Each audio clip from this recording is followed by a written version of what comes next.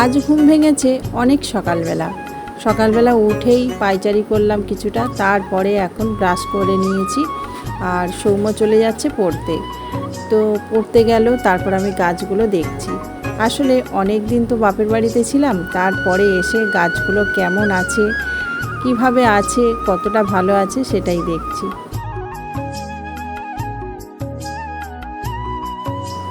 বাপের বাড়ি থেকে শ্বশুর বাড়িতে এসে সেই আবার ব্যস্ততম জীবনে ফিরে যাওয়া। তো সেই আবার সকালবেলা উঠে বাসি কাজকর্ম করো, ছেলেদের পড়তে পাঠাও, পড়াশোনা করাও, তারপর টিফিন করো, রান্নাবান্না করো, আবার সংসারের কাজকর্ম গুছিয়ে রাখো, এই সব কাজ আর কি। তো সেই ব্যস্ততম জীবনে চলে এলাম। তো সকালবেলা উঠেই ভাবলাম যে একটু শাক তুলি, আর এই কয়েকদিন দেখছি কেউ শাক তোলেনি তেমনভাবে। সেই জন্য কলমি শাকের ডোকগুলো একদম লতিয়ে অনেক বড় বড় হয়ে গেছে। তো কলমি শাক তো আমাদের বাড়িতে সবাই খেতে খুব ভালোবাসে। অবশ্য বাপের বাড়িতে যে কদিন ছিলাম সেই কদিন 3 বোনে মিলে খুব আনন্দ সহকারে মাঠে গিয়ে শাক তুলেছিলাম। তো সেই ভিডিও আপনারা পেয়েছেন। তো যাই হোক, এখানে এত বড় বড় শাক হয়ে গেছে, দেখুন লতিয়ে লতিয়ে চলে গেছে সেই অনেকটা দূরে। তো সেই জন্য ভাবলাম আজকে শাকগুলো তুলে নিই, আর তারপরে অন্যান্য যেসব কাজ আছে সেই সব কাজে হাত দেব। আসলে বাকি কাজগুলো মানে বাসি কাজ সেগুলো কিন্তু রাতেই সেরে নিয়েছি। অন্যান্য কাজ বলতে ছাদে গিয়ে একটু গাছগুলো দেখব। কতদিন গাছের সাথে দেখা হয়নি, কথা হয়নি। আসলে যারা বাগান করেন, যারা ছাদ বাগান করেন, তারা কিন্তু জানেন যে কয়েকদিন গাছের সাথে যদি না দেখা হয় তাহলে মনটা কেমন হয়। সেই রকম আর কি, গাছের সাথে না দেখা হলে না আমারও ভালো লাগে না। তো ছাদে চলে এলাম, আর এসেই দেখছি অনেকটাই চেঞ্জ হয়ে গেছে আমার ছাদ বাগান। আমার হাজব্যান্ড প্রতিদিন গাছে জল দিত, মানে সকাল বিকাল আমি যেভাবে গাছকে যত্ন করতাম তার থেকেও বোধহয় বেশিভাবে যত্ন করেছে। গাছগুলো এত সুন্দর হয়েছে কি বলবো। ওই যে দেখুন ঢ্যাঁড়স গাছগুলো কত ছোট ছোট ছিল, এখন দেখছি অনেকটাই বড় হয়ে গেছে।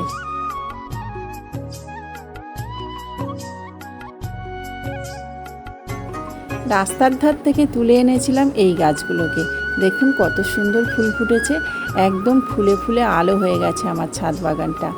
আর কিছুদিন আগে কিন্তু আমি ঘাস ফুল গাছ এনেছিলাম, সেটা অবশ্য বসানো কেনা কোনোটাই আপনাদের সাথে শেয়ার করা হয়নি।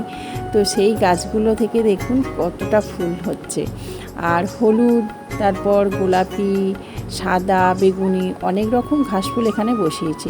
তো 2-4টে করে দেখছি ফুলও ফুটছে। আজকের অবশ্য নাকি কম ফুটেছে, আমার হাজব্যান্ড বলল কয়েকদিন ধরে নাকি প্রচুর ফুল ফুটছে।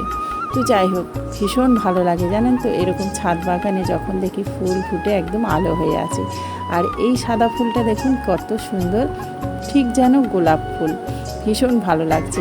এখানে আছে গোলাপি আর সাদা ছিটছিট, আর এটা তো একদম গোলাপি, আর এখানে দেখুন হলুদ।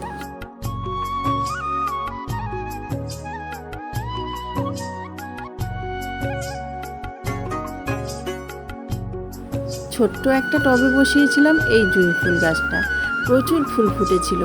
যাওয়ার সময় যদিও আপনাদের সাথে শেয়ার করেছিলাম, আর এখানে কিন্তু কাটিং করেছিলাম এই গাছটার গোড়ায়। তবে আজকের আর খুলবো না, দেখছি যে ছোট্ট ছোট্ট পাতা বেরিয়ে গেছে। আর এই লক্ষ্মী জবা গাছে দেখুন ছোট্ট ছোট্ট কুঁড়ি এসেছে, প্রতিদিনই নাকি 1-2 করে ফুল ফোটে। আর এখানে কিছু লঙ্কা গাছ হয়েছে, ওই যে ধানি লঙ্কা বলে সেগুলো। আর পেঁপে গাছটা দেখছি মরে গেছে। অনেক কিছু যদিও চেঞ্জ হয়ে গেছে, তাও গাছগুলো দেখতে কিন্তু ভালো লাগছে। আর এই যে পয়সা ফুল গাছটা, এটা কিন্তু অনেকটাই ছোট ছিল, এখন দেখছি অনেকটাই বড় হয়ে গেছে। সব ফুল ঝরে গেছে এই কাগজ ফুল গাছগুলো থেকে। তো 2-4টে সাদা ফুল কেবলমাত্র আছে, তারপর দেখছি সব ফুলগুলো ঝরে গেছে। আর এখানে বসিয়েছিলাম পুদিনা গাছ, তো পুদিনা গাছগুলো দেখছি সব মরে গেছে, একটা মাত্র জীবিত আছে। তো যাই হোক, এখানে কয়েকটা সাদা বেগুন গাছের চারা বের হয়েছে। এই বেগুন গাছটা খুব একটা পাওয়া যায় না, আমি কিনেছিলাম সেই শীতের সময়, একটা নিয়েছিল 40 টাকা করে পিস। তো ভেবেছিলাম এই বেগুন যখন আমার বাগানে ফলবে তখন সেই বাগানের বেগুন থেকে বীজ বানাবো, আর তার থেকে কিন্তু আমি চারা বানাবো। আর যেমন ভাবা তেমনই কাজ, ওই যে দেখুন কয়েকটা চারাও বেরিয়ে গেছে। আজকের একদম কিন্তু ঝলমলে রোদ্দুর বার হয়েছে। কয়েকদিন ধরে শুনছি বৃষ্টি হবে, কিন্তু হচ্ছেই না। এখন বাজে সকাল 7টা, আর এখন কতটা পরিমাণে রোদ্দুর বার হয়েছে দেখুন। তো এখন তাও এই রোদ্দুরে থাকা যাচ্ছে, একটু বেলা হলে না আর রোদ্দুরে দাঁড়ানো যাবে না। তো ভাবলাম এখানে অনেক আগাছা জন্মেছে, এগুলো একটু পরিষ্কার করে নিই। আমি প্রায় সময় যে কোনো গাছ বসিয়েছি আপনাদের সাথে কিন্তু শেয়ার করেই বসিয়েছি। ওই দেখুন থানকুনি পাতাগুলো প্রথমের দিকেই বসিয়েছিলাম, যখন প্রথমে এই ছাদ বাগানের গাছগুলো বসানো হয় তখন কিন্তু আমি বসিয়েছিলাম। আর এখন দেখুন কতটা সুন্দর হয়ে গেছে। এগুলো আর মরবে না জানেন তো, এগুলো এভাবেই লতিয়ে লতিয়ে বড় হবে। আর যখন খুশি কিন্তু থানকুনি পাতাটা খাওয়া যাবে।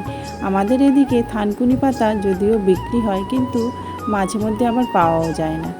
আর এই ঝুড়িগুলোতে দেখুন ছোট্ট ছোট্ট গাছ বের হয়েছে। এগুলো কিন্তু এক ধরনের ফুলের গাছ, ওই যে ফুলটা ফুটে আছে না, ওই ফুল গাছ দেখুন ছোট ছোট ভর্তি হয়ে গেছে। আসলে আমি কিছুটা দানাও ছড়িয়ে দিয়েছিলাম, তার থেকে দেখছি একদম ভর্তি হয়ে গেছে ছোট্ট ছোট্ট চারা। আলু পেঁয়াজ সব কিছুই দেখছি বাড়ন্ত হয়ে গেছে। তো আমাকে না বাজারে না গেলেই চলবে না, তো সেই জন্য বাজারে চলে যাব। কিন্তু খিদে তো পেয়েছে, খেতে তো হবে। তো হালকা করে টিফিন করার জন্য এই যে পেঁয়াজ আর লঙ্কা আর তেল দিয়ে মাখিয়ে নিয়েছি মুড়িটা। তারপরে দেখুন চলে এসেছি একটা পদ্ম বাগানে। কোথায় এসেছি দেখাচ্ছি। আসলে আমাদের পাড়াতেও অনেকেও কিন্তু গাছপালা ভালোবাসে, আর তারা কিন্তু ফুল চাষও করে থাকে। আমাকে অনেকবার ডেকেছিল, কিন্তু আমি তো বাড়িতে নেই, সেই জন্য আমাকে আর দেখাতে পারিনি। বলেছিল যখন আমার গাছের পদ্ম ফুল ফুটবে তখন তোমাকে ডাকবো, ভিডিও করবে, কিন্তু আমি তো ছিলাম না। যাই হোক, এখন এই দেখুন পদ্মটা ফুটে গেছে, কিন্তু অনেকটা ঝরেও গেছে। তো আপনাদের সাথে একটু শেয়ার করে দিচ্ছি কেমনভাবে পদ্ম চাষ করেছে। দেখুন ওই যে বড় বড় ডেক্সি বাটিগুলো হয় না, ওখানেই পদ্মের টিউবগুলো ফুটেছিল, আর তারপরে এখন ফুল ফুটেছে। বেশি দিন হয়নি জানেন তো। আর ওই যে আমার প্রতিবেশী দাঁড়িয়ে আছে। তো চলুন, বাজারে যাওয়ার পথে একটু দেখা হয়ে গেল আর একটু ভিডিও করে নিলাম। আমি তো বাড়িতে ছিলাম না, আর এদিকে দেখুন রেশনও দেওয়া হয়ে গেছে। তো আমি দেখতে এলাম যে আর কি বার রেশনটা ধরতে পারবো।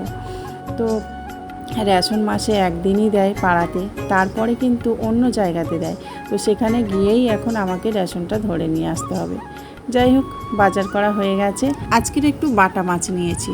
তো বাটা মাছ ভাবছি সর্ষে বাটা দিয়ে করব আর শাক ভাজা করব। বেশি কিছু রান্না করব না গরমের সময়। আর আজকের না বাজারে খুব সুন্দর সুন্দর জাম উঠেছিল, তো কিছুটা জামও কিনে নিয়েছিলাম সেই জন্য। তারপরে এসে মাছগুলো কাটাকাটি করে ধুয়ে আর একবার রান্নাটা চাপিয়ে দিলাম। আজকের খুব সিম্পলভাবে রান্না করে নিলাম।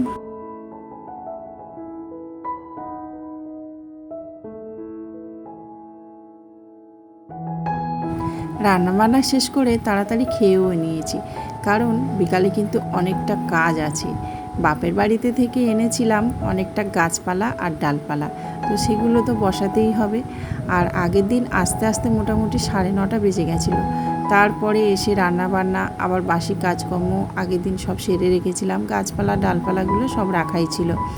তো সকাল থেকে তো এগুলো বসানো হয়নি, কারণ এত রোদ্দুরের সময় গাছগুলো বসালে একদম মরে যাবে। সেই জন্য ভাবলাম বিকালের দিকে বসাবো। কিছু প্লাস্টিকের কাগজ জড়ো করেছিলাম, সেগুলোতে মাটি ভরে নিয়েছি আর এখন বসিয়ে দিচ্ছি। আর জানেন, যে রুট হরমোনটা কিনেছিলাম সেটা তো বাপের বাড়িতে নিয়ে গেছিলাম চারা করার জন্য, আর সেখানেই ফেলে রেখে চলে এসেছি। অজ্ঞতা, আমাকে এমনি বসিয়ে রাখতে হচ্ছে। আর রাতে গিয়ে রুট হরমোন কিনবো, তারপর সকালে আবার এগুলোকে ভালোভাবে বসাবো রুট হরমোন দিয়ে। না হলে কিন্তু অনেক গাছপালা, এই ডালপালাগুলো মরে যাবে। তো এত কষ্ট করে বাপের বাড়ি থেকে আনলাম, আর এগুলোকে মেরে দিলে চলবে, তাই না? আর বৃষ্টি না হলে তো এগুলো শুকিয়েই মরে যাবে। তো এখানে যদি রুট হরমোনটা না পাওয়া যায় তখন আবার কি করব, সেটাই আমি বুঝতে পারছি না। তো বন্ধুরা, সকাল থেকে বিকাল পর্যন্ত তো আমার সঙ্গে থাকলেন। আশা করছি আমার সঙ্গে থেকে আপনাদের খুবই ভালো লেগেছে। আর ভালো যদি একটু লেগে থাকে তাহলে কিন্তু চ্যানেলটিকে লাইক কমেন্ট শেয়ার করবেন, সাবস্ক্রাইব করে পাশে থাকবেন। তো দেখা হবে পরবর্তী একটা ব্লগে। আপাতত এখানেই ভিডিওটা শেষ করছি। সবাই খুব ভালো থাকবেন, সুস্থ থাকবেন, আর সবাইকে ভালো রাখার চেষ্টা করবেন। তো দেখা হচ্ছে পরবর্তী একটা ভিডিওতে। নমস্কার।